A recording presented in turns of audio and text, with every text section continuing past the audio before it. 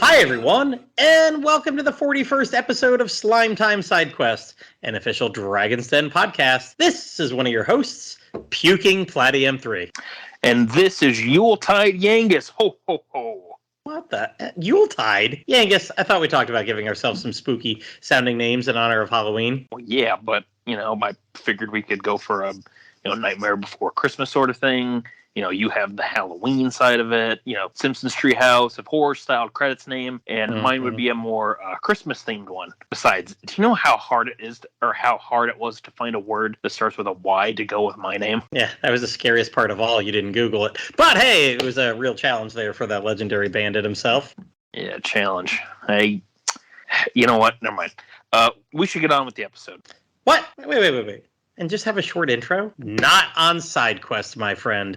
No. To pad out the time, let me reach over here. Got some books on the shelf. I'm going to read some of the Halloween-themed books that my kids have been... All right, yeah. Halloween is indeed the theme of this episode, because tonight we will be talking about some of the scary games we've played this year. But what about my stories? I got a whole stack of books here. I've been practicing all freaking month long reading these damn things. There, Platty. Someday you'll get to flex your narration muscles.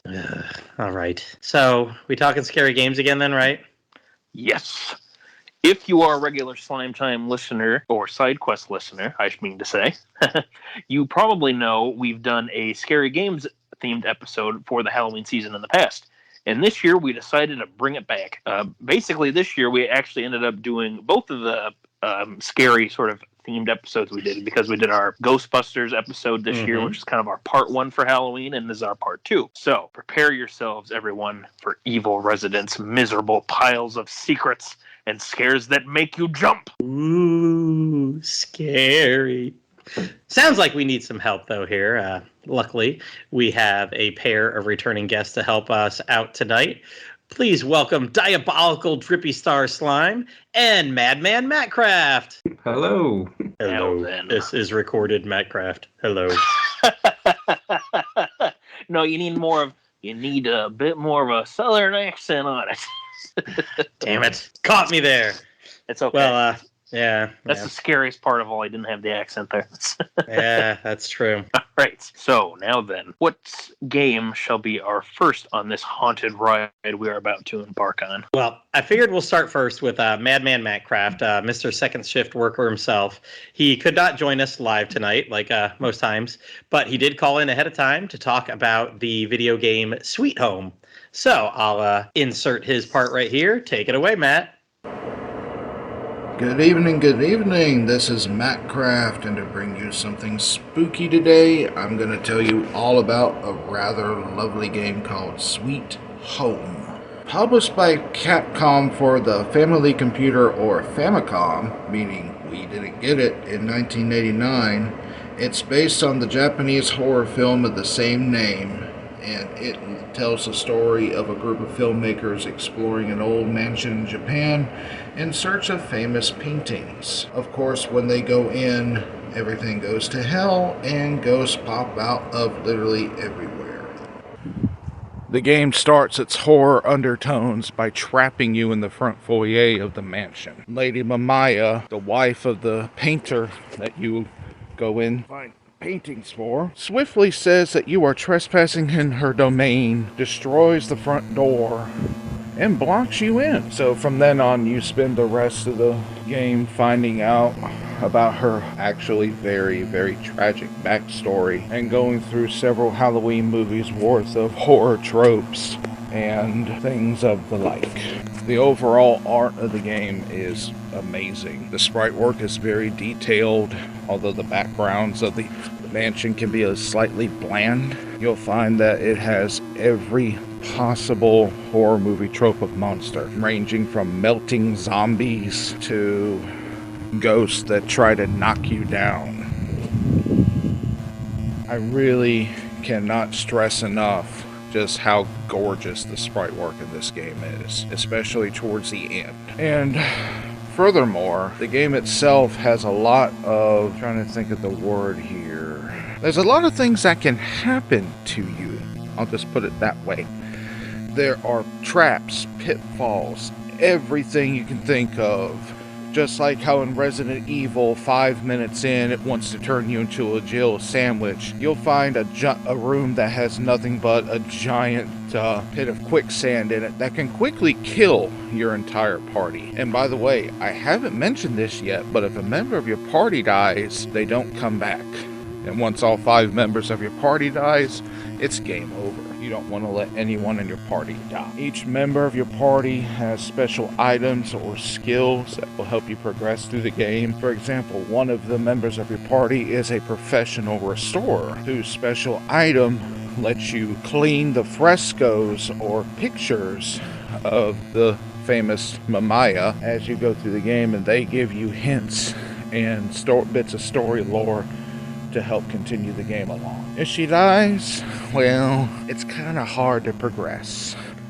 All in all, Sweet Home is one of the best Nintendo games that's actually out there. And thankfully, I can say Nintendo because we had a couple of very intrepid people translate the entire game for us in 2016. I actually went through the trouble not too far back, say maybe a year or two, but it's still fresh, of doing a playthrough of the game. And then I went through the trouble, and trust me, it was trouble. It's easier to find now, but the game is based off of a movie. And beyond saying that it's one of the best movie to game adaptations that's out there, the movie is a very classic campy Halloween horror romp with the B-movie style of buckets of gore and everything else. Angry video game nerd would love it. Sweet Home happens to be on one of my favorite lists of RPGs you will have to try at some point. And I wholly recommend it, especially if you're going to try playing it on a Halloween night. Just don't let Lady Mamaia get you. Thanks, Matt. Sounds like a good one. All right, Yangus, you want to go into one of your first games? Sure. You know what? Since MattCraft was talking about homes and houses, I'll talk about my first game, which features a home of sorts, or rather a mansion, a jump scare mansion. A very spooky jump scare mansion. I don't know how many more times I can keep this going. So first game I'm going to talk about is Spooky's Jump Scare Mansion HD Renovation, which actually I just found out recently celebrated its 8th anniversary last week. We're recording this on October 30th, and I believe it was last week on the 24th that it celebrated its 8th anniversary since its release. It just actually released on the Nintendo Switch on October 13th. It was kind of a surprise announcement. I found out about through Gematsu.com, so I was pretty excited to hear about that. Anyway, Spooky's Jump Scare Mansion, as the name implies, is a horror-based game where you have to get through this mysterious mansion that's on the top of the hill on this or next to a nearby town. Oh, excuse me, sorry. I can't talk tonight. It is a mansion located near a town that's haunted and nobody knows what's inside of it. So your player character is an investigator going in to check it out and see what exactly is going on with this place. Inside, your character meets the titular Spooky, who tells you have to get through 1,000 rooms in order to uncover the mysteries of the mansion. And as you travel through the mansion, you start to encounter these strange creatures, all labeled as specimens. You have a simple one that just jumps out at you. It looks like a little cardboard ghost or a slime. Then you have some more terrifying ones, such as a Japanese spirit from, I believe, like the 1400s or 1500s. You have a demon that was conjured up by, according to the notes in the game, this restaurant chain that was failing, and some other creatures and such like that. A lot of these specimens and creatures you encounter are all references or based on some other horror properties or scary properties. For example, like specimen number 5, which is referred to as the name BAB, is a reference to Pyramid Head from Silent Hill 2, for example. So you can tell that there is a lot of love for some different scary games or just kind of like scary monsters ideas from movies and TV shows, video games, all that good stuff. Let's see here. Let me go to my notes. So how are the graphics on this? Because I was watching when you brought it up a couple weeks ago, and the number 1,000 was just like, what the hell? That's a lot of rooms. I went into YouTube and looked, and I was like, oh damn, this is like, maybe not that old, but I was like, this is like Wolfenstein, like on my 386 back in 1992.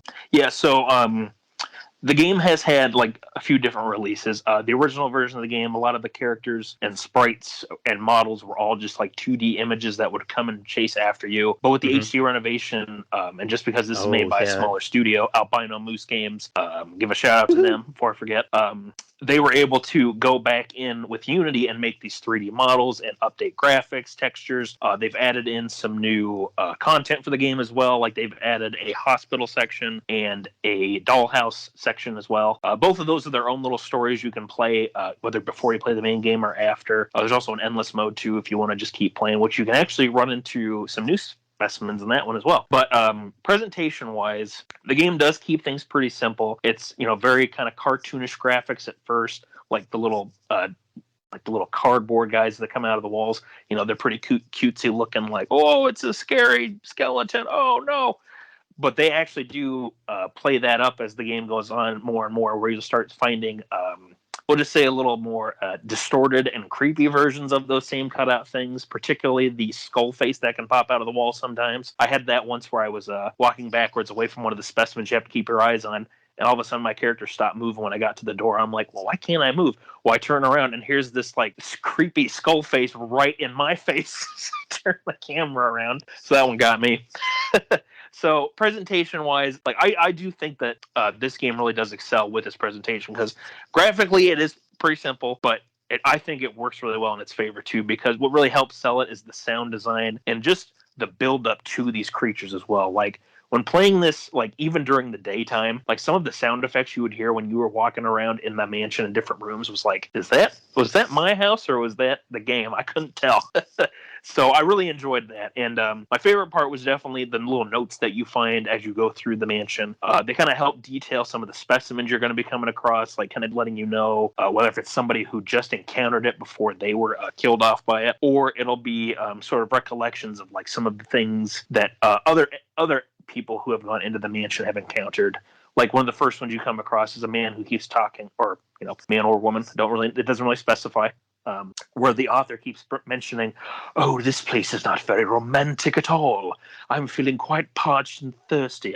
Luckily, I found this strange bottle of wine. Just things like that kind of help give some details and what some of the other people have experienced who have gone into this mansion. And I thought that was a really good way to kind of help build the tension, not only to some of the other people that traveled there, but some of the creatures you come across, because that I thought really did a good job. I don't want to keep repeating myself, but the notes really did help get you into the situations and sell it. And like Platty, this one very well. Like I'm a big fan of the Etrian Odyssey series, which doesn't really go like all out on presentation, but the way it conveys things through text and like the cues and everything, really helps sell what you're going through. So I really enjoyed that about Spooky's Jump Scare Mansion.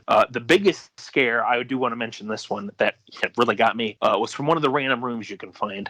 So this was not a specific like specimen or creature you can come across, because they will, after you first encounter them, they can show back up again later, just kind of at random points. I should mention real quick too that it does say 1,000 rooms you have to get through, but all these rooms are like super quick. Like I think I beat the game in like roughly 3 hours or so. Oh, wow. So it's not like a super long game. Like these rooms are usually pretty quick to get through, and you have a sprint button too, so you can run through the rooms, and you definitely need it to outrun some of the specimens that chase after you. And they're all like randomly generated or procedurally generated.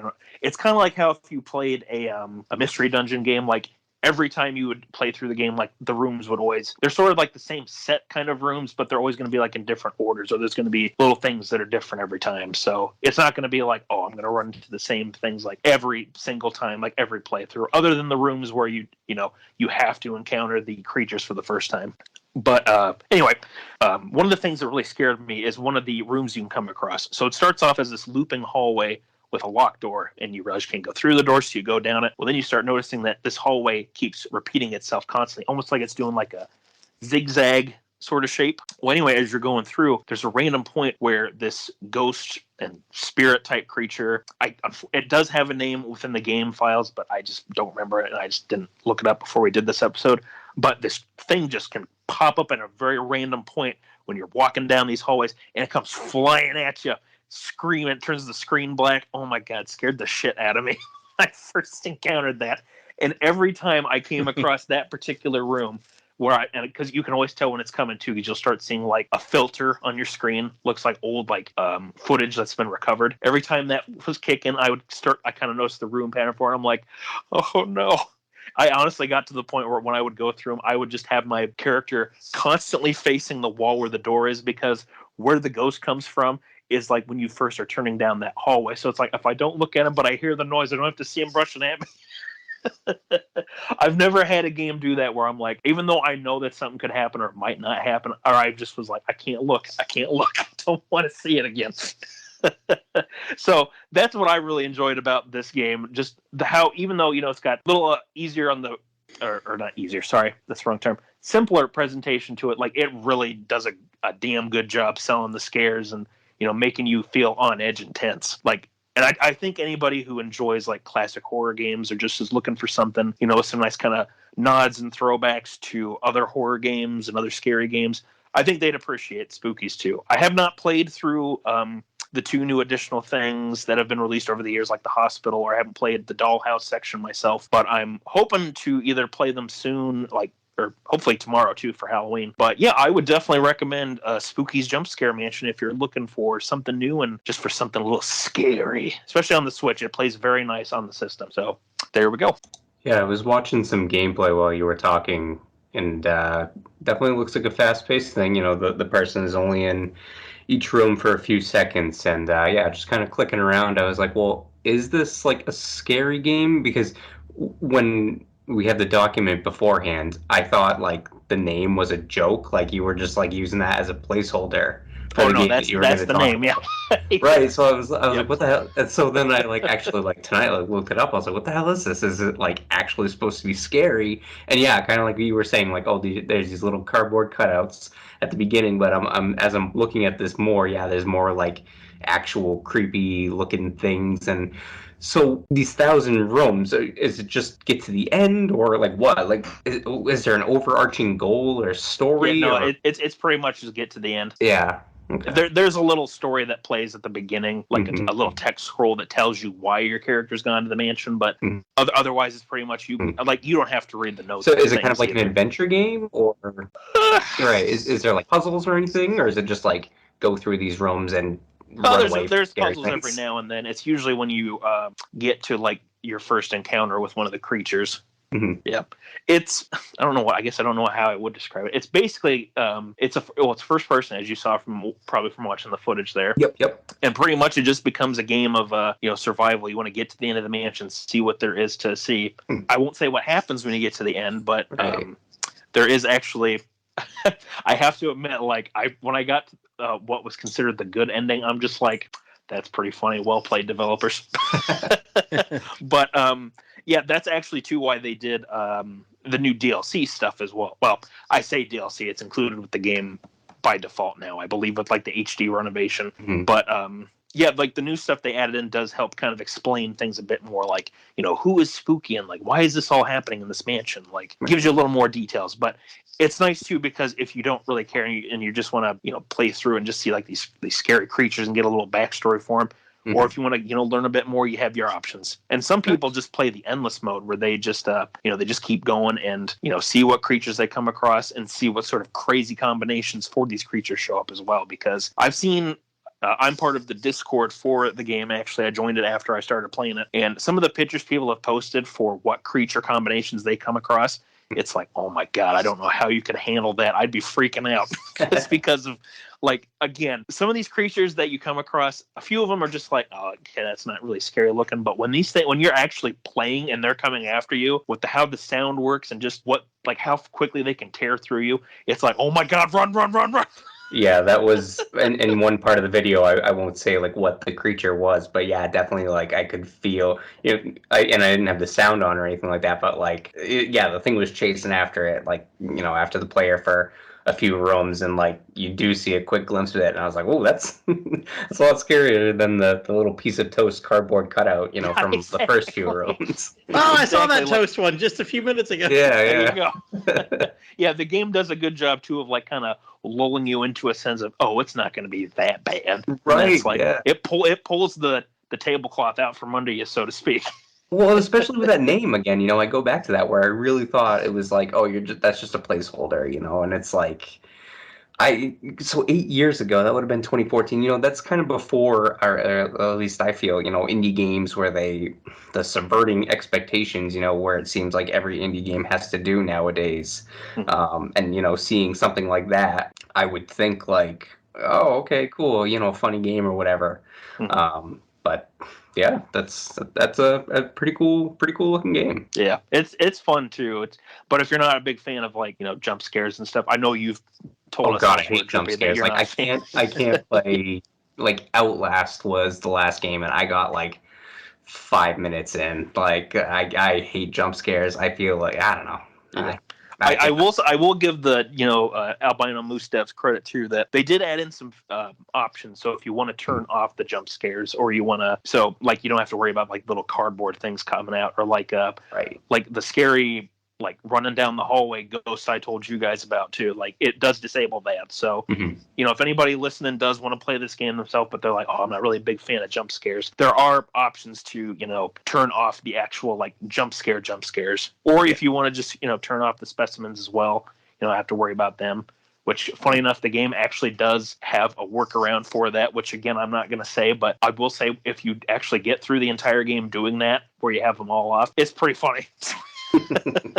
But, yeah, I really enjoyed playing this game finally. It's one that I knew about for quite a few years, and getting a chance to finally play it now, especially on the Switch, since I play that all the time. It was really fun. I enjoyed playing it both on my TV and on the go, so definitely would recommend if you're looking for a new scary game, whether for the Halloween season, even though it's right upon us, or if you're just looking for a brand new horror game. It's well worth the $10. Yeah, it's actually on. I checked while you were saying that it's actually on sale, at least on PlayStation, for like $7 until the 3rd. So there you go. A couple days to maybe get it a little bit cheaper. Yeah, there you go. That same goes for one that I really wish, you're talking about you played a little 3-hour game.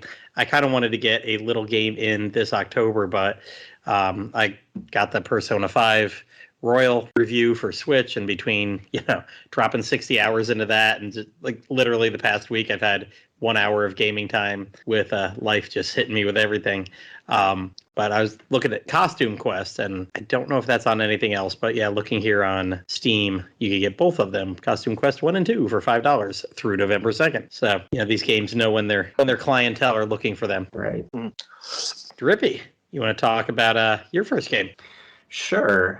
Kind of, on that topic of, clientele and stuff like that. So, first game is called Pumpkin Jack. So this came out in October of 2020, and I think I bought it around that time. I can't remember. I know that I played a little bit of it. Didn't get too far into it because, boy howdy, is it really an average, just like 3D platformer. It currently has a very positive rating on Steam, which I guess I would kind of agree with. The art style kind of reminds me of Medieval on PS1, but more towards the PS4 remake that they did. Just kind of a moody Tim Burton music kind of platformer and stuff like that. But basically, the story of this is the world was living in peace and harmony, which made the devil bored. So he unleashed his horde of monsters onto the world, and you actually play the villain, kind of, because there's a good wizard, that wants to save the world, so you're tasked with stopping him. So, it's a pretty short game. There's only 6 levels, and it took me anywhere from, 20 minutes or so up to maybe like 45, 50 for the later levels. But yeah, just a quick kind of, game. The gameplay loop is the same for every single level.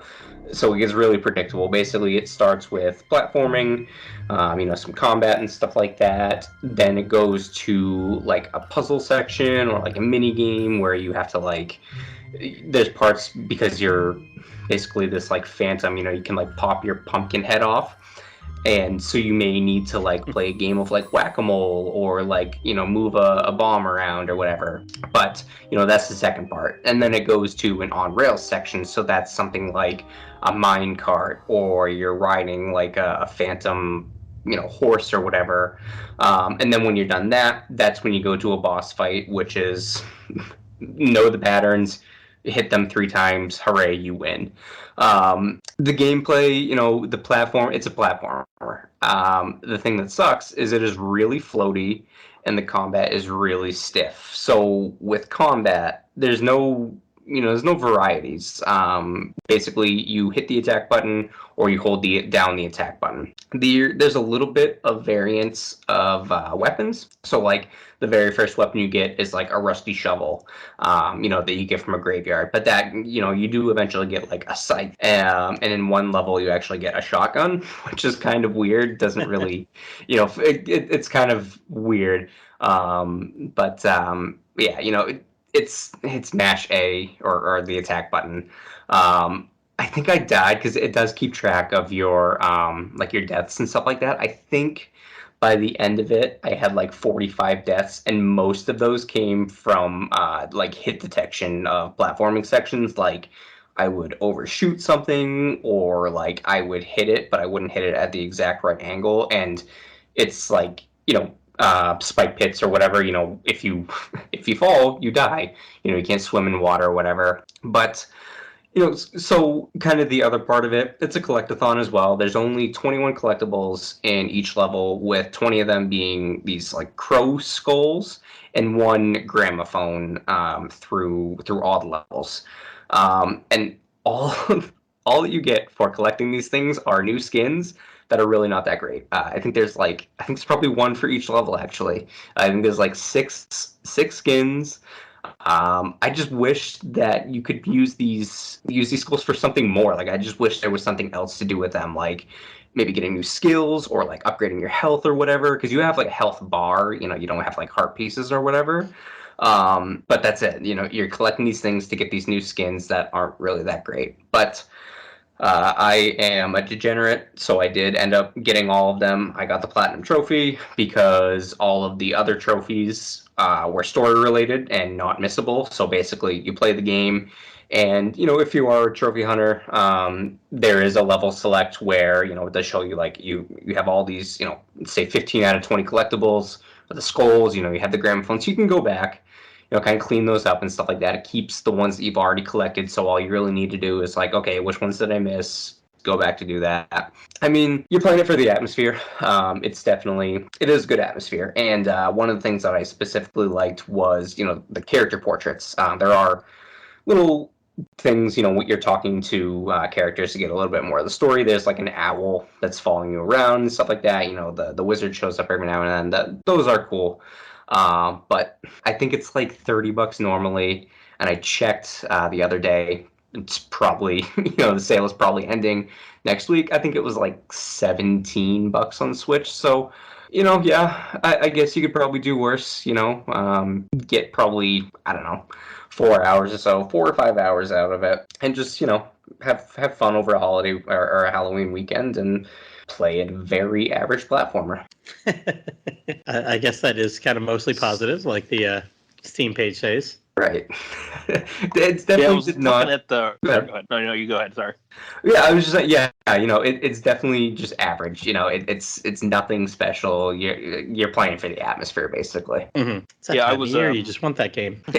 It's nice though the trophies aren't locked behind. Like, you got to do a bunch of crazy stuff. Like I've had this discussion with other people, but I think it's annoying when games make you do like all sorts of crazy stuff that you either wouldn't normally, or no, actually making you do stuff you normally wouldn't do. It's a good way to experience other things. But yeah, definitely. When it's all like a bunch of like obnoxious hard like RNG related quests or something just to get the platinum or something like that. Like, I kind of like when games don't make it like super annoying to do that. At the same time, though, it also sounds like maybe there's a bit of tongue in cheek just to make it super easy as well, because I know that if you play Undertale on the PS4 or the Vita, like pretty much all the trophies just come from beating the game normally, and the rest of them are just donate coins to the dog shrine, and that's it. And even the names of those trophies are like, I guess I have to like name this trophy, and definitely. That I've seen that, just totally making fun of it. I was looking up some info on this game too while you were talking, and I'm impressed to see that it was I think it was just made by one guy from what I heard.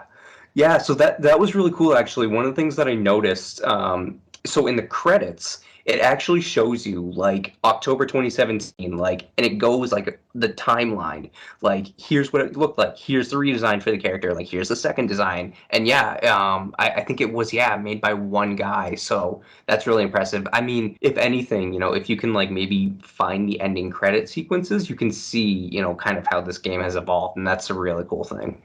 I gotta say, like, maybe it is, it does sound a little rough around the edges of the points, Mhm. but I gotta give kudos where it goes to. I haven't played this game myself, but that's pretty cool though that this guy was able to, do it all by himself. Oh, Absolutely. That's maybe it must have been like a real passion project. So Yeah. Oh, definitely. and it Yeah. sounds like if the atmosphere is really good, that maybe that's what he was really striving for as well. Yeah, and it kind of goes for, kind of a humorous thing. It's not, laugh out loud or whatever. But yeah, I did find myself, chuckling every now and then, like when the character Jack is going back and forth with this owl and stuff like that, and basically another one of your attacks is like a crow that you can kind of like send out and attack people, but he's also a character, so yeah, they kind of have that like back and forth, and you're the villain, so it's like when you do see this wizard, which he does look kind of evil, so like that threw me off. He definitely doesn't look like a good character. Mhm. But yeah, there's definitely a back and forth, pretty humorous. I mean, yeah, I would give it a shot. I don't know if it's worth $30, but maybe next time Halloween rolls around, if it's on sale, yeah, why not give it a try for a weekend? Yeah, looking at some screenshots too while you were talking, Mhm. I can definitely see the medieval influence. Or Oh, medieval. yeah. I have no idea how you're supposed to actually say the name of that game. I don't always either. called it medieval. Yep. I've called it medieval for years, so it's kind of one of those things like I'm Yep. just going to keep calling it that. But yeah, no, I can see the influence there, and Mhm. it seems like it'd be a fun little game to try out sometime. So Definitely. yeah, thanks for telling us about that one. Then Yeah, of course. Well, cool. We've reached my first and only game here. I wanted to give a shout out to Final Fantasy XII. Let me tell you.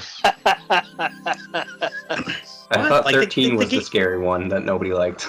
No, I don't know it's about 12. that Didn't shit. you hear? Haven't you heard all of Platty's horror stories? Oh my god! Like I there was a Halloween, legit. Like this happened on Halloween. I'm playing on Halloween. I keep getting up, going to the door because back then, where I lived, this is like 15, 18 years ago. When it was fresh out, I got it right away because I don't know, that stupid demo disc in Dragon Quest VIII made me think, oh, I used to like those games 10 years ago. Maybe I'll try the newest one. Playing it and whatever. And I don't know if it was Halloween or the creepiness or whatever, but every time I put down the controller to go up and get some kid candy at the door, I came back and the shit's playing itself. It was like haunted. These people are doing shit on the screen. I'm not telling them what to do. They're just attacking, going crazy. I'm leveling up. My ex-wife was sitting there like, what the hell's the game doing? Is it just playing while you go to the door? I'm like, I don't know. So, you want a scary time, give that a try. And unfortunately, that's all I got to say tonight. I think I played the demo of it at like a GameStop kiosk, and yeah, I gotta have control of what I'm doing, especially in RPGs and things like that. Like I could never get into like the Tales series because yeah, I gotta have control of what I'm doing at all times, Yeah. or at least making the decisions. Yeah, I the Gambits were pretty cool, but no, I definitely more of a turn-based person because of that. Like I want to decide what I'm doing there. Right. But well, with my jokes aside, Yangus, get back to the meat of the episode here. Alrighty. Yeah, let me get my notes pulled back up. So, for my second game that I wanted to talk about tonight, it's actually the first of the two that I played for this episode because I wanted to get a head start. So, if you are a longtime listener of Sidequest, you probably remember on one of the episodes, I believe it was our favorite games of 2021, if I remember right, that I talked about how I had played Resident Evil 7 for Halloween that year and how I really enjoyed it. And it was one of my obviously it was one of my favorites because it made it on my three picks for that year. But it was a really good game and I really enjoyed it. And, with Resident Evil 8 that came out, I believe also like early 2021, if I remember correctly, in like February or March that year. After playing 7, I'm like, oh, I really would need to get 8 and, keep playing because, I really enjoyed 7 so much. So come this year, Halloween, it's like, you know what? Perfect time to start the game. I think I actually started it on October 1st as well. So played that right away at the beginning of this month. So yes, the second game is going to be Resident. Sorry, I got to get my voice in the right way. Resident Evil Village. There's your stinger for it. I'm open to being hired for that, Capcom. Thank you. But yes, so I'm going to talk about Resident Evil Village, or Resident Evil 8. This game is a sequel / direct follow-up to Resident Evil 7, but you can play it on its own. So the game does have a little opening thing that gives you the option to view like a little recap of the 7th game if you need to. Or if you don't, if you play it, you remember the story, you don't need to worry about it. So it's nice, though, they give that an option. So if anybody does start with 8, it helps you catch up on what happened to our main character, Ethan Winters, and his family. So just to kind of get things set up here for the story / how things start off in the game. It's been a few years since the events of Resident Evil 7, and Ethan and his wife Mia are now living under witness protection, far away from the U.S. and Louisiana, where Resident Evil 7 took place. They're living now with their 6-month-old daughter Rose, and they are in a rural part of Europe. That's right. It's just like Resident Evil 4. It's not a specific part of Europe. It's just Europe. Resident Evil just loves throwing in Europe, but not actually saying where in Europe. It's a common thing. Leave it better to the imagination. Exactly. There you go. But yes, could be anywhere. They could be for you. Could be there. It could be here. Good. Yeah, okay. Could be anywhere. All right, just not America, you scum. Yeah, I know. And it's over in Europe somewhere. Anyway, so in typical video game fashion, where things start off, in a nice, pleasant way, things seem like they're going good for our main character, things go to shit. Just to put it bluntly. What? A horror game? No. I know, right? I can't believe it, yeah. But and they lived happily ever after. Or did they? But yes, Ethan ends up in a terrible situation, just like he did in Resident Evil 7. Eventually, this ends up leading him into the middle of nowhere after a car crash. And as the morning sun starts to rise over the mountains, he finds himself in this strange little village that's unmarked with any sort of name or roads or anything like that. And it's eerily quiet when you get there too. Well, as he explores the town, he comes across these werewolf-type creatures called lichens, which you notice that they look very, very human, but they have long claws. Their clothes are all shredded up. And some of them are even to a point where their bodies have mutated to look gigantic, or in some cases a lot more wolf-like the further you go on into the game. And after running into them and sort of, getting to learn about sort of the situation that's happening in this village, Ethan comes across Mother Miranda and her 4, quote, children, unquote, who rule over this territory in Europe. Ethan's goal then becomes to track down and defeat the 4 lords and eventually Mother Miranda, rescue his daughter Rose, and just figure out why exactly they kidnapped her and what's going on and why what happens at the beginning of the game happens. I'm not going to say what does sort of kick off the plot too, just because it is it's better to see that for yourself when you play the game, whether you are a returning player of Resident Evil like you played 7 then going into 8, or if you're a new time player. It's I think that's worth seeing alone just to, kind of get the understanding of why things go the way they do. But anyway, so, this game I thought had a really good atmosphere and scares in the first part of it, especially in Castle Dimitrescu and the Benevento manor that you come across. Both of those parts of the game do a darn good job selling the scares and creating this tense atmosphere with Lady Dimitrescu and her 3 daughters chasing after you, and these these vampire-esque creatures that they've ended up creating because of their blood experiments and things. Gameplay is really solid too at this game. It takes what Resident Evil 7 did and really pushes the boundaries with it a little more. You have a lot more options for firepower. You have some more customization for your guns. You have some different options as well, pieces or parts, that you can find that you can attach to guns in order to give them a little extra firepower, increase their max capacity of ammo. Those are separate from any upgrades you can normally do with it, which is a new feature to this game. And there's a lot more of an open environment to it. There's still when you go to a new area, there is a set path for it, but the village of the game it kind of acts as your hub of sorts, where you can go there and after you find like new items or tools and things, you can go around and find some new items. Like you have a crank that you come across you can use to lift up water from the well, or lift up the buckets from these water wells, and there might be new ammo or stuff like that in there for you. So it's one of those games that I think does a good job of, like, if you remember some details and you go back to them later after you've gotten to a certain point, or if you've found certain items, you're rewarded for it, which I think is really cool. Let me see where I want to go on my notes here.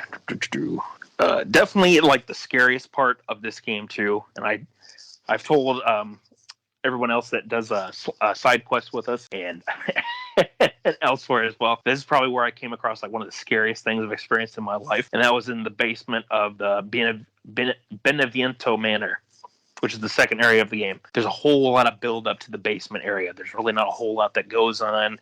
It's really like eerily quiet other than a few things. And what leads up to this big scare once the lights go off in the basement area, I gotta say that made me terrified. I even knew that it was coming because I had watched that footage, because I heard about this creature that you come across down there. And I'm like, oh, it can't be that bad.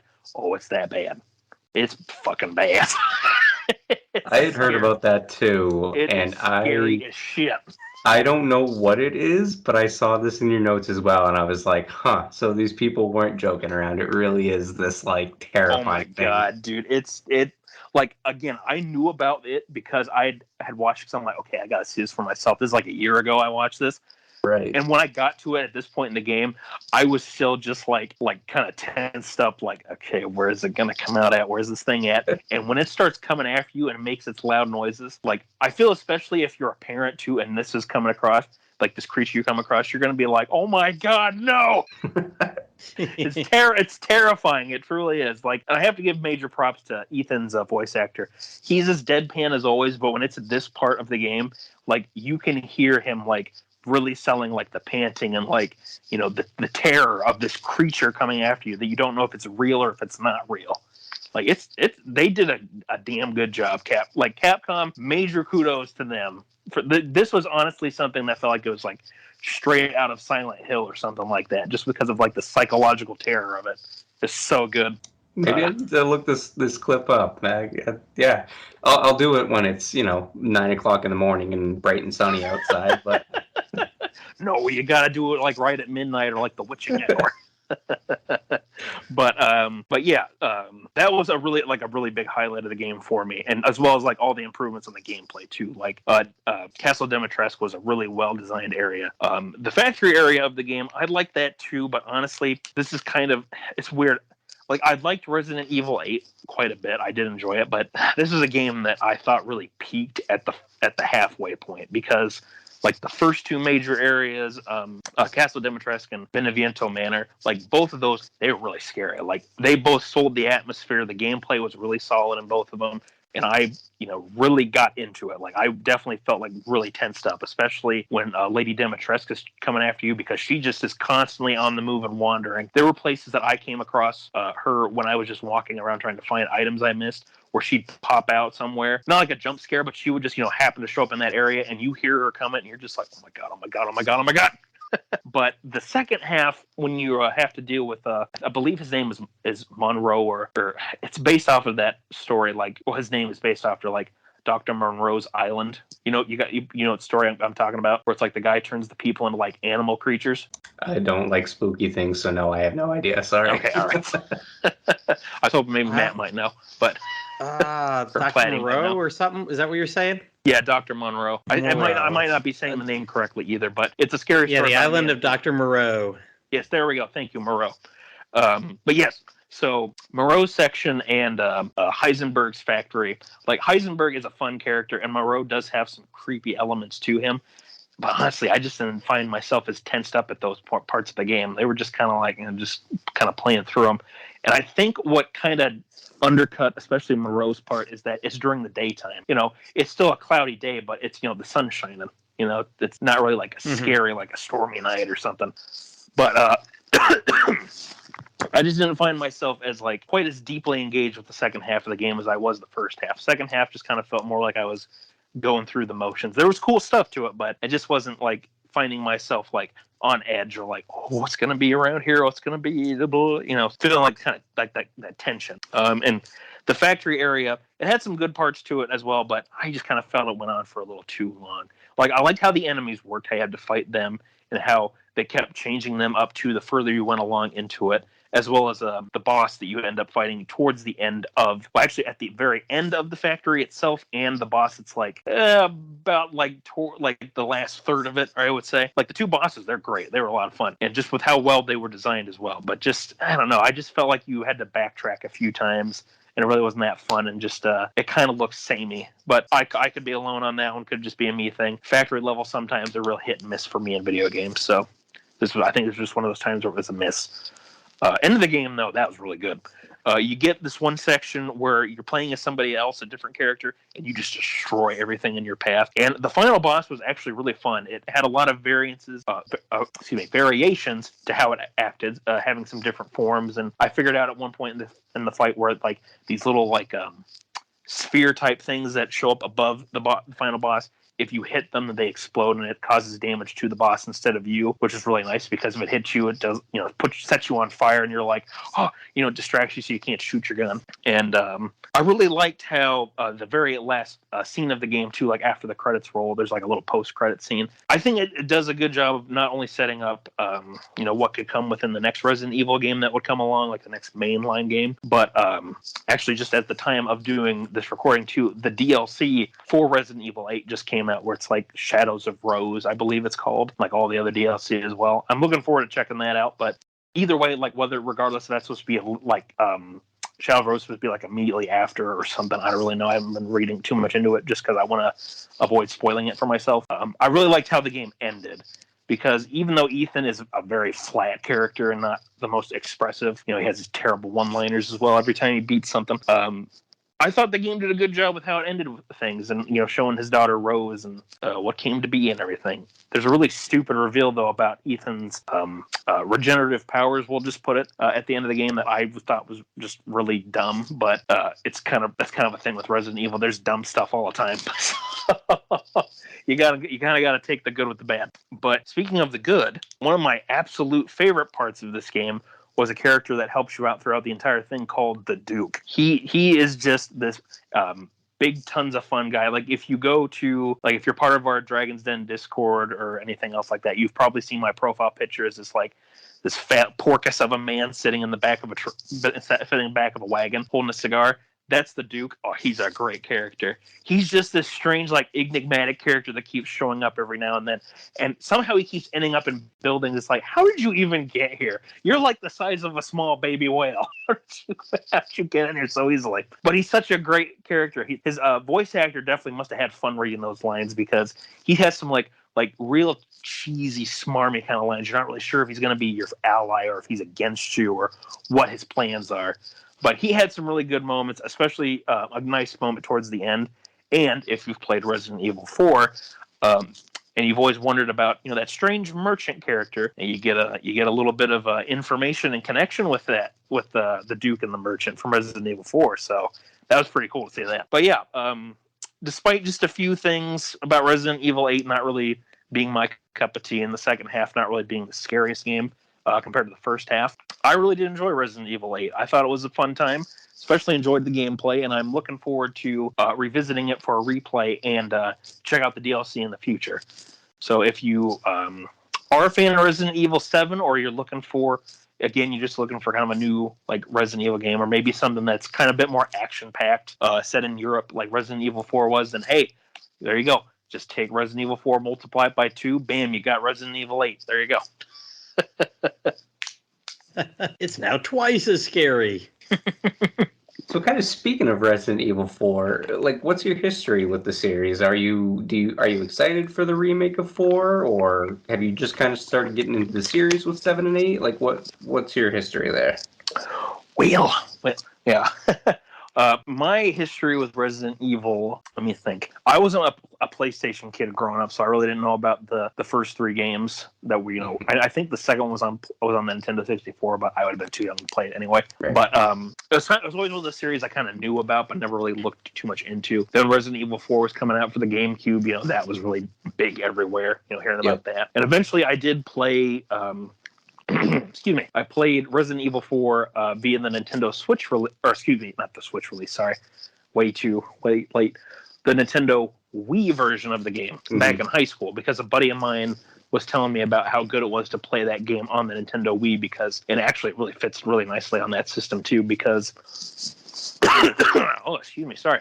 You use the pointer controls. Yeah. Thank you. I'm sorry, I can't talk. Yeah. I just had to cough. I've heard that version is like the definitive, even if it doesn't look the best or whatever, because they've remade and like ported this thing, a bunch of times. But yeah, everybody says like the Wii version is the one to play. Like, yeah, no, honestly, I totally agree with that. Tripper, I might just have to have you on just so you can continue my thoughts when I lose my train of thought there. but he's an engineer. He did it. Railroad engineer.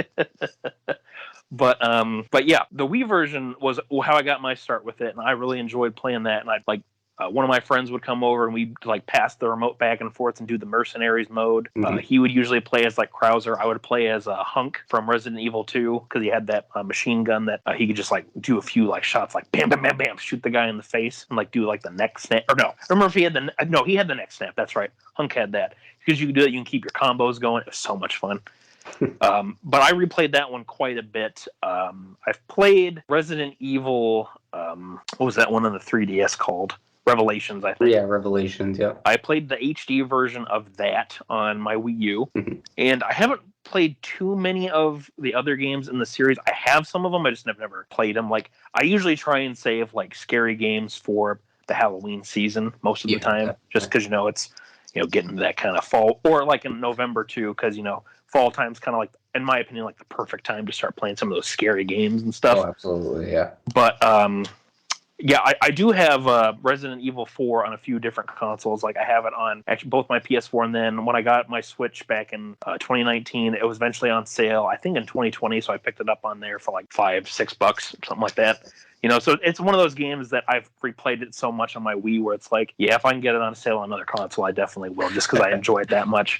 Wow. And it's playing Resident Evil 7. I don't know if you ever listened to that episode that we did a few years ago, or about last year, excuse me. But I really enjoyed that game. It was so much fun, and I just had that constant tension the whole time. It was really good. Probably one of my favorite games I played from the horror genre, for sure. Wow. Nice. So yeah, I've only ever played 2. I tried that a couple months ago. I played like 5 minutes of 4 when I was younger. My friend let me borrow it, but yeah, I've never really gotten into it. Definitely 7 and 8 being that first person, more horror focused probably wouldn't be for me. But 2, the reason I stopped playing 2 was because I got into like a boss fight and I lost like 20 minutes or something like that of progress, and I'm like, you know what? I don't feel like doing this. But the Resident Evil 4, the remake, does interest me, just because everybody always talks about it, and I get, from my understanding, the games are kind of like standalone. Like, is there an overarching thing? Or I know you'd mentioned there is, but at the same time, you can play them without necessarily having played some of the others. Like, I have the Resident Evil remake for the remake of number 1, like on my PS4 for the HD version, whatever it's called. And I will just say, not without spoiling anything, but Resident Evil 8 actually does have a moment in the game where it kind of hints and like kind of flat out states to what sort of led to events in some of the other games. Oh, nice. I'm not going to say, why, if anybody, whether it's you, Drippy, or someone who ends up listening to this wants to check it out themselves. But it was, even though I haven't played the first games myself, when I still saw that, I'm like, oh, okay, so that's a cool way to tie things together there. Like, with like the series as a whole, that's pretty cool, actually. Sort of these newer generation Resident Evil games where it's not focused on, the usual characters like Chris Redfield or Leon or any of that. But yeah, most of the time, these games are pretty, like, standalone. there's stuff that it's like, it's going to be like any other long running series where there's probably some references you're not going to catch, but at the same time, exactly. you could go into it playing it without necessarily having experienced it. Like I said with this game too, with Resident Evil Village, the beginning of the game gives you a recap of Resident Evil 7 if you want to see it. So, if you're a first time player and like your friends told you about Resident Evil, like, oh, I'm going to check this game out, and the first one you can play is Resident Evil Village, you can see a recap for what happened from 7 and be like, oh, okay, so it kind of catches you up then with what the overall story is. Yep, nice. I will say for sure, though, that with this game, I would recommend playing 7 before playing 8. If you can. If you can't, fine, whatever. But getting the context of 7 and seeing how, the gameplay and stuff evolves from 7 as well, it gives you a good appreciation for the game, I think. Because, like I said, even though I didn't think this game, Resident Evil 8, had the same sort of tension that 7 kept throughout the entire experience, like, I really felt like they, did a great job improving on the gameplay and so many other elements, too. So, so I guess hopefully that answers your question for kind of my history with the Resident Evil series. I haven't played many of the games, but it's always been one that's fascinated me, too. But I'm very much like, ooh, a new scary series. Let's kind of check that out, see what there is to learn about that. Right. But I've always loved monster designs and things like that, too. And that's what was kind of drawing me to this series, is the creatures like Nemesis and things like that. Nice. But yeah, there we go. I do believe you had one other game that you wanted to talk about, too, Drippy, or maybe it was an entire series you wanted to talk about. I'm not sure. But it's just a single game because that's all that I've really dove into. But yeah, again, another long running series. I think when you go into a Halloween or a scary game, podcast, you know it's going to come up. And so that's Castlevania. I am, specifically the one that I want to talk about is the one on the NES, the one that released in 1986. Hard as hell. I've been playing that. I think like last week I was playing it via the Castlevania Anniversary Collection. And, obviously I'm using save states because when you're talking about Castlevania, when you're talking about old NES games, you talk about the difficulty and stuff. And so it's a hard game, but I think most of it comes from the controls. And so by what I mean by that is the jumping is stiff, and you're committed to everything. If you make a jump, you're in there, and if an enemy hits you for knockback, that's it. Same thing with your attack. If you throw your whip out, it's out there until the animation's over or whatever. And so kind of coupling that, it's like the enemies can be predictable, but they can also be unpredictable. So especially, they're called like the flea men or something like that. They just kind of like jump you in what feels like random. I fucking hate those things so much. Exactly. I'm sorry to interrupt you, but I fucking hate those things. No, absolutely, yeah. That's why I wanted to like give those ones, the specific example, because they are, definitely more random. But there are things like the Medusa heads, which they have a pattern. They go up and down and up and down. You know what you're gonna do, but they always tend to be around like pits. So of course, if you go for a jump over a pit, well, the Medusa head's more than likely coming to hit you. And so I've only beaten this game when I played the remake for the Super Nintendo, again in that in the collection, the Castlevania Anniversary Collection for Super Castlevania 4, which is confusing. Castlevania 4 is Castlevania 1, whatever. We're not talking about that today, but kind of in playing it this last week, I got up to like the 5th stage. So again, there's only I guess there's a theme to me in this episode because there's 6 levels, and basically you're going through Dracula's castle. I mean, if people know what Castlevania is, I don't really need to describe it or whatever. I feel like it's pretty pretty forgiving and stuff like that for the first 2 levels. Then it starts ramping up and stuff like that. You gotta start learning more patterns and stuff. I never really used the sub-weapons, which I guess is the problem. I always kind of try to hoard, holy water or whatever. But you can make it easy. But really the reason why I was playing this, because it's around Halloween Town. But there's another guy that I'd like to mention, and it's called Hand Drawn Game Guides. And so kind of the history with that guy is he got big making a hand-drawn like Legend of Zelda guide. I mean, it's amazing. But the new thing that he's doing now is he's doing bi-monthly newsletters. Basically, it's a hand-drawn, like it's only 4 pages or something like that. But basically, his first issue was for Castlevania, and it's really cool. It has a whole map of the castle. Here's where the chickens in the walls are. Here's the strategies to beat the bosses and stuff like that. So I got that. I was like, maybe I can actually beat this game. And then I got to, the Grim Reaper stage, and I was like, well, fuck this, I can't. It's a classic. I would never play it, on original hardware. I will always play it with save states. I don't care. Take my gamer card away. I don't need my virginity. It's like,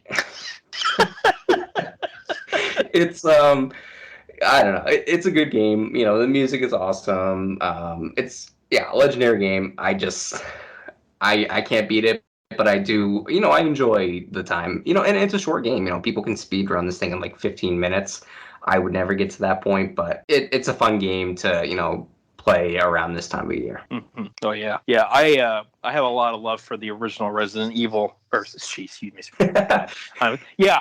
I have a lot of love for a game. Let's get back to Resident Evil. Let's go back to Forget about Castlevania, man. That's a different. Forget everything he just said. Yeah, forget that. Yeah, whatever. Don't ignore that. No, sorry. Let me try that again. I have a lot of love for the original Castlevania because this is actually one of the first games I remember buying on my Nintendo Wii with the Virtual Console system that they had on there. It's only like $5 for the NES games from that thing back in the day. And I remember playing this a lot on a winter day where we didn't end up having to go to school because of the snow day. And I, kept replaying it again and again. I kept getting stuck at the fourth stage where it's the hallway right before the Flea Man and Frankenstein's monster boss because of those stupid birds that fly in and drop other Flea Men on you. It's just, I hate that hallway with a passion. Yeah, I got used out of the stopwatch at that point because that's great for that sucks. One. That is the nice thing too, is that like all of the sub weapons except for the knife, which is just not very good, they can be really helpful for different situations as you're going through the game. Mm-hmm. Especially holy water. If you get that, if you get like double holy water going, it's so much fun. You just basically throw those things out in front of you. Anything that gets close, gone like that. But I replayed this one a ton, and it is very difficult, but I enjoyed it a lot, and I still enjoy replaying this game a lot. I had picked up the Castlevania collection like you, Drippy. I think it was late last year, if I remember right. It was like $5 sale for that one, and like the Contra collection. So it's like, well, sure, yeah, I'll buy that on my Switch. $5, heck yeah. And it was so much fun replaying it too. It's nice you get the save states to kind of stop your progress if you need to go do something else or if you come into a troubled spot. But I think just from having played it years ago and just getting a little more experience with the game over the years as well, like playing it on the collection, it's one of the first times I remember beating it without like relying on like save states or where I had to like stop and go do something else, then it'd restart the entire game over. But Castlevania has definitely become, like the original one has definitely become one of those games that I can get through it, I would say well enough. Like I still have points where it's like, there's this part of like, I gotta struggle with this, or if I get out of practice. But there was one time there was a race that I wasn't part of it, but I was watching it, and it made me want to learn how to get through the game, like not necessarily on a speed run, but just try and play the game a little faster and get a little better at it. So it's funny how this game just kind of keeps working its way back into my brain, because I mean you could look back at some of the other Castlevania games that followed it and how they really improved upon things with gameplay and overall difficulty and stuff, but I always have a soft spot for this particular entry from the series, like the very first one. It's definitely the one that I had the most fun replaying and like listening to the soundtrack for it and stuff. It's definitely hard as hell, especially if you have bad RNG on the Dracula fight, but I think it's a lot of fun. I love the original very much, and I can't emphasize that enough, otherwise I'm going to keep repeating myself. No, I played the original, back in the day. I think everybody had that. And what about you? In the mid 80s, early 90s. But I talked about the second game quite a bit when way back, what episode we were, episode number 3. It's like episode 3. It's like way back in the day. Yep. August of 2020, back when we started doing this, we had our third episode was on NES memories, and Castlevania 2 was one of the ones I brought up. I really, really liked that one. It is the bizarre one, like pretty much how like the second adventures of the second Zelda game is the one that is completely different than everything else. Everybody talks about like, oh, that one's so weird. Well, The second Castlevania is a little bit bizarre. It was a longer game, a hell of a lot longer. It's because you got to walk all the way around the world, right? You're going into towns, your night is falling. It's got a day-night cycle system going. Yeah, with the message that pops up says, "What a horrible night to have occurred."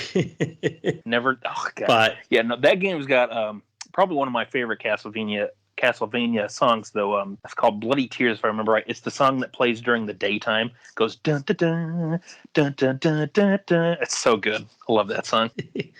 And then I remember a few years ago, I could pinpoint the restaurant that I was sitting at with my mom and my wife and kids.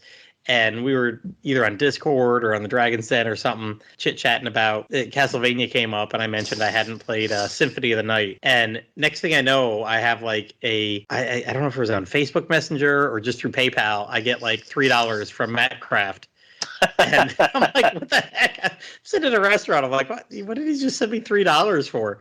And it was to buy Symphony of the Night on my phone. So I forgot about that. So thank you, MattCraft. Yeah, we're stuck working tonight. Couldn't be with us, but you heard him earlier. And yeah, I don't think I've really given that much time, but I did try it on the Vita afterwards. I was like, okay, I can't do this with touch controls. So I think I played a few levels on the Vita version, or maybe I emulated it on my Vita. I don't know. I think I had that on Vita as well. Yeah. It's funny, Plattty, you talking about Castlevania 2. So I opened up the Castlevania collection on my Switch while you were talking about it. And when you go to the bottom, it does let you play like the Japanese versions of the games if you want to. The only one that's not in the Japanese selection list for this collection, and maybe it's just because it's so text heavy, is Castlevania 2. You can play all the other ones that you want to, no problem. The 7 other games, but you can't play Castlevania 2. And it makes me wonder if funny. It is pretty. I got a kick out of that.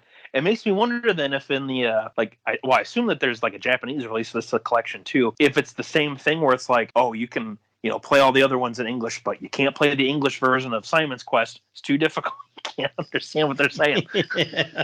But yeah, there you go. Yeah, because you had to talk to shopkeepers and all this stuff, and it was definitely different than just being a platformer. It had a lot more to it. Yeah, that's definitely one of those cases of like an early game too, where just because it was so different, like Zelda 2 was, that it was definitely a case where you could probably figure out stuff on your own, but honestly, it's pretty cryptic on stuff, because this was a time in gaming too where they couldn't put a whole lot of text into games as much. Like even RPGs from back then, like text space was limited. You only could do so much. So that's why there was often like such cryptic hints. So I definitely imagine that there were plenty of kids like either really relied on like Nintendo Power for getting through Simon's Quest, or they had to like get I don't know if there was an official strategy guide for the game or not, but I assume that they'd have to go look for help, like even now too, because I've tried playing through it without any help, and oh boy, it's like I need a guide or something for just some references for what to do with this thing.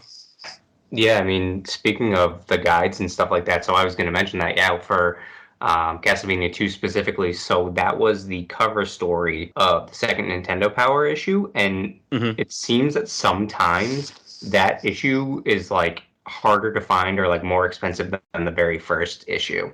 And yeah, I think it's because, I don't know, like, Nintendo Power, everybody really relied on it back in those days, and I think that one, it's one that you needed it for. So maybe, I don't know if it's like if it's that rare or that valuable because people wanted to have it that way, they want to play through that game. But I haven't seen anything about an official guide. I don't know if they had like well, they don't really do it anymore right now, but like Brady Games or Prima or whatever. I don't know. I don't think they would have had those back then. I think you're kind of relying on Nintendo Power and hopefully the next issue, because from my experience, at least with Nintendo Powers, if they're going to have a walkthrough for a game, it's split between 2 issues. Like there was Star Tropics, that's issue 21 or 22, but then it's only half the game, and then the next issue they finish the guide for it. So definitely they kept you subscribed to it. So Yangus, what games come with the Castlevania Anniversary Collection? Oh, sure. Let me tell you here. Switch. So on the Switch, and I think it's on PS4 and a few other things as well, but with the collection, you get Castlevania 1, 2, and 3 from the NES. You get Super Castlevania 4 for the Super Nintendo. You get Castlevania The Adventure and Castlevania 2 Belmont's Revenge for the original Game Boy. There's Castlevania Bloodlines, which is originally released on the Sega Genesis. And there is actually a brand new NES game that was never originally translated into English, but is available for the first time in this collection. And that's a little spin-off game from back in the day called Kid Dracula. It even says on here it was originally released for the family computer in Japan only as Akumajo Dracula Boko Dracula-kun in 1990. Kid Dracula has been, for the first time, localized in English for this collection occasion. So yeah. You also have like a little bonus book thing too. You can look at through art and box art and all that, and like interviews and things. And like I was saying before, you can play the Japanese version of all the games, save for Simon's Quest / Castlevania 2. So yeah, you get quite a bit for your buck, especially if you're a big fan of like classic NES games or a Castlevania fan. Yeah, that I see on I use Deku Deals, the website, all the time, and it shows it can track the prices going back forever. But yeah, it does go on sale for $5 every few months. I'll have to. I know they did a physical release for this, and I know some people. I think Woodus it was limited run. I found that. Did Woodus get that? Good fucking luck getting that.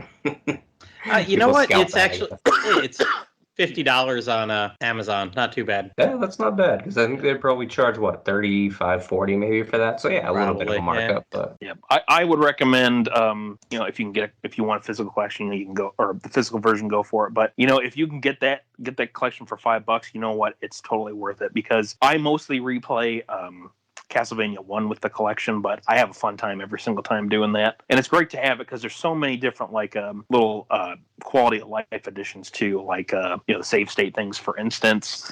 You have some filters if you want that.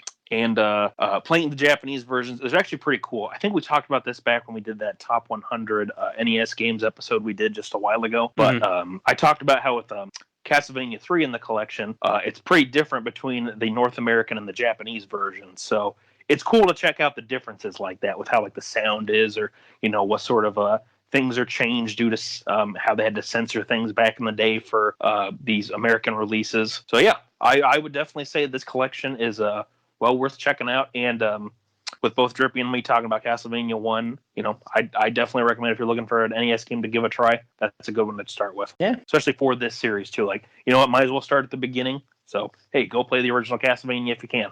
Alrighty, well, with our limited guest list, we've already come through to the end of this episode. So guess I'll go right into the outro and say that's it for this episode of Slime Time Sidequest. Want to as always, thank our guests, MattCraft and Drippy, for joining us to talk about some scary games. Yeah, thanks for joining us, Drippy. yeah, and thanks MattCraft. for having me again. Yeah, and unlike me, who had to run through 1,000 rooms, you're all getting out of here in far less than 1,000 minutes. Oh, dear God. If we ever do an episode that stretches that long, I'll be asleep long before we hit the halfway mark. Having you snore on the podcast would both be a hilarious callback to something that happened a long time ago, but also it might be a little bit scary. Well, you know what else is both a hilarious callback and most definitely scary? Patreon! Goddamn that thing. Oh, us taking your hard-earned money for just talking about stuff we love to ramble on and on about, that is worse than any freaking jump scare. Maybe even 1,000 jump scares. But, if you've got any chocolate gold coins just melting in your pocket and from your Halloween candy sack, and you'd like to go on and donate something to a website that's been supporting Dragon Quest fans for 25 years now. Blue Star pointed that out the other day. 25 years. That's crazy. Yeah. Go ahead and stop by the Dragon's Den at www.woodus.com/den and click on support this site. Woodus has owned and maintained the Dragon's Den for decades, 25 years now, 2.5 decades. He personally edits all the YouTube versions of our podcast, and I know he fully appreciates any donations to help keep the servers running there. Oh, yes. The Dragon's Den website also features... Excuse me, sorry. It features an Amazon affiliate link. If you click on the link and then make a purchase, a small fraction of the sale will go to support the Den. It doesn't cost you anything, and it'll help Woodus keep the site going for another 20-plus years. Hey, maybe we'll get to the 50-year anniversary mark before we know it. My goodness, who even knew the internet was 25 years old? But Woodis has got a Slime Time t-shirt that he designed with the logo from our resident graphic artist, Dwayne Bullock, on sale on the Den. You can get that through there, too. Mm-hmm.